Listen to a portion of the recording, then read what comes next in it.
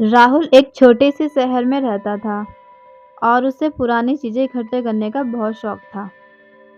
एक दिन उसे शहर के कोने में एक नई एंटीक शॉप दिखाई दी, जिसका नाम था रहस्यमय खजाना।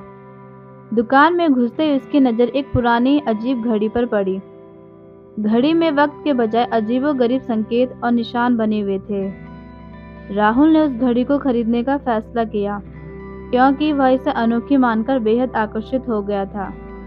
दुकानदार ने उसे चेतावनी दी, इस घड़ी को संभाल कर रखना और इसे कभी रात 12 बजे के बाद मत देखना।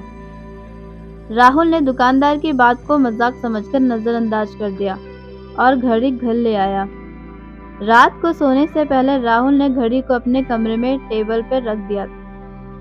आधी रात के करीब घड़ी से एक अजीब सी टिक टिक की आवाज आने लगी। राहुल की नींद खुली और उसने घड़ी की ओर देखा।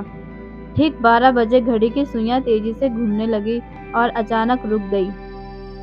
कमरे की दीवार पर एक परछाई उभरी, जो धीरे धीरे आकार लेती गई।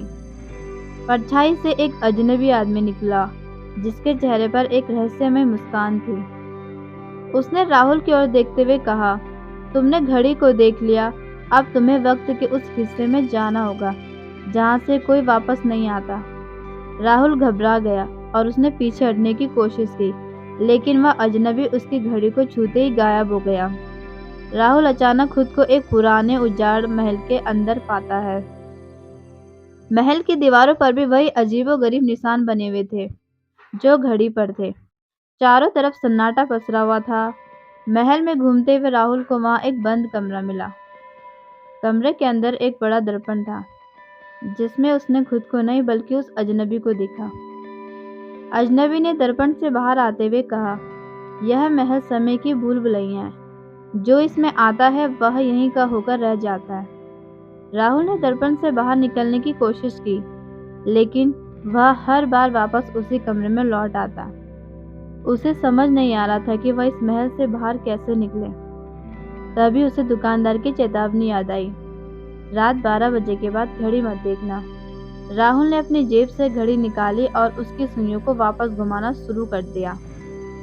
सुइयां जैसे ही 12 बजे से पहले के समय पर पहुंची, महल की दीवारें हिलने लगी और वह अचानक से अपने कमरे में वापस आ गया। उसके कमरे में घड़ी अब भी टेबल पर थी, लेकिन उसकी सुइयां बिल्कुल ठहर चुकी थी। राहुल ने समझ लिया कि यह कोई साधारण घड़ी नहीं थी, बल्कि समय का एक फंदा थी। उसने घड़ी को वापस उसी एंटीक शॉप में रखने का फैसला किया। अगले दिन राहुल दुकान गया, लेकिन हैरानी की बात थी कि वह शॉप वहां थी ही नहीं। वह जगह खाली और वीरान पड़ी थी, जैसे वहां कभी कोई दुकान थी ही नहीं। राहुल समझ चुका था कि वह घड़ी किसी अजनबी की नहीं, बल्कि खुद समय की रहस्यमय चाल थी। उस दिन के बाद राहुल ने कभी रात 12 बजे का समय देखने की हिम्मत नहीं की। घड़ी आज भी रहस्यमय रूप से लोगों को आकर्षित करती है, लेकिन इसे पाने की कोशिश कोई नहीं करता, क्योंकि सब जानते हैं कि समय की चाल कभी किसी के लिए नहीं रुकती।